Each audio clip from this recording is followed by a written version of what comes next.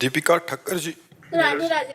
महाराज जी आपका एकांतिक वार्तालाप सुनती हूँ और मुझे मेरे मन में काफी प्रश्नों का हल भी मिला है। महाराज जी मेरा प्रश्न ये है कि मुझे छोटी छोटी बातों पर बहुत गुस्सा आता है। जैसे मंदिर, गुरुद्वारे आदि तीर्थ स्थानों पर जाती हूँ, वहां अगर दर्शन करते समय किसी का धक्का लग जाए या कोई मेरे से आगे निकल कर दर्शन कर ले तो मेरे मन में गुस्सा आ जाता है। मुझे पता है कि ये बात गलत है, भगवान के स्थान पर सब भगवान रूपी संगत होती है, पर मैं अपने मन को उस समय कंट्रोल नहीं कर पाती और गुस्सा कर देती हूँ। नहीं, गुस्सा आना और गुस्सा प्रकट करना, इन दो में थोड़ा अंतराय होना चाहिए। प्रकट तो नहीं करती, मतलब मैं सामने नहीं हाँ, तो कोई बात नहीं, वो मन है, मन में प्रतिकूलता सहन करने की सामर्थ्य नहीं है। अगर नाम जप किया जाए तो प्रतिकूलता सहने की सामर्थ्य आ जाएगी।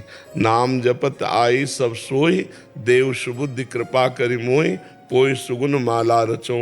अगर हम नाम जप करें तो हमारे अंदर इतना विवेक जागृत हो जाएगा कि छोटी छोटी बातों में क्या, बड़ी से बड़ी अपमान और प्रतिकूलता की परिस्थिति में भी हम विवेक के द्वारा अपने को बचा लेंगे, क्रोध नहीं करेंगे। क्रोध करने से दूसरे की हानि नहीं होती, अपना ही पुण्य क्षय होता है, अपनी ही मन की आनंद शांति नष्ट होती है। तो हमें लगता है क्रोध क्यों करें। अगर कोई हमें धक्का दे देता है, हमसे आगे निकल जाता है, हम धैर्यपूर्वक खड़े रहें, हम थोड़ा सह लें। ये तो बढ़िया बात है जो आपने कहा, सब संगत भगवत स्वरूप है। तो हम ये जब इतना ज्ञान रखते हैं तो हमें सहन करना चाहिए। अगर अंदर क्रोध आ जाए तो भी उसे बाहर व्यक्त नहीं करना चाहिए, वो अपने आप क्षीण हो जाएगा। अंदर आए हुए क्रोध से विशेष हानि नहीं, जब तक वो क्रिया रूप में परिणित ना हो जाए। तो अंदर ही अंदर वो बात खत्म हो गई, ना उसका पाप लगेगा और ना कोई नवीन कर्म बना। लेकिन अंदर आया और हमने क्रिया कर दी, अब वो अपराध बन जाएगा। इसलिए सावधान रहे। अगर क्रोध को विवेक के द्वारा शांत कर पाए तो बहुत अच्छा है, न शांत कर पाए तो क्रिया रूप में ना आने दें, उसे अंदर ही अंदर वो अपने आप थोड़ी देर रहेगा, फिर शांत हो जाएगा। और जिस समय क्रोध आए उस समय नाम जप जरूर करना चाहिए, क्योंकि क्रोध को अग्नि कहा गया है और नाम जप बड़ा शीतल जल की तरह उसे शांत कर देगा। काम क्रोधादि अग्नियां हैं, यदि भगवान नाम लिया जाए, प्रियाजू का नाम लिया जाए, श्री जी के चरणों का चिंतन किया जाए तो निश्चित शांति प्राप्त हो जाएगी। श्री जी के चरण बड़े शीतल हैं।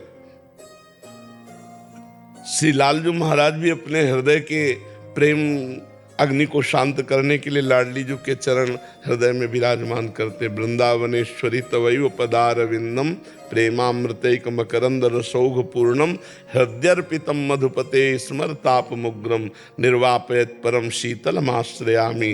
श्री वृंदावनेश्वरी जी के चरणारविंद क्या है? परम शीतल हैं। तो हम लाडली जी के गोरे चरणारविंद का चिंतन करें, राधा राधा राधा ऐसा नाम लेने लगे, क्रोध अपने आप शांत हो जाएगा। और सब में भगवान को देखने की चेष्टा करें, सब में प्रभु विराजमान है, तो हमें बहुत सुख मिलने लगेगा, हम अध्यात्म में बलवान हो जाएंगे। महाराज जी ऐसी भी स्थिति होती है कि गुस्सा ही ना आए? हाँ, इतना हृदय शीतल होता है, बस वो अगर मार भी दे तो असर नहीं पड़ेगा। वो अपने अंदर में भागवतिक सुख में इतना डूबा है कि बाहर के प्रहार होने पर भी उसको कोई परेशानी नहीं होती। बताया नहीं, एक दिन हरगोविंद जी के पांडाल में रासलीला हो रही थी और एक कोई दिगंबर महापुरुष थे, वो रासलीला देखने सबसे पीछे खड़े थे, नंग धड़ंग से, बहुत बलवान शरीर उनका, पुष्ट एकदम, क्योंकि ब्रह्मचर्य और वैराग्य से।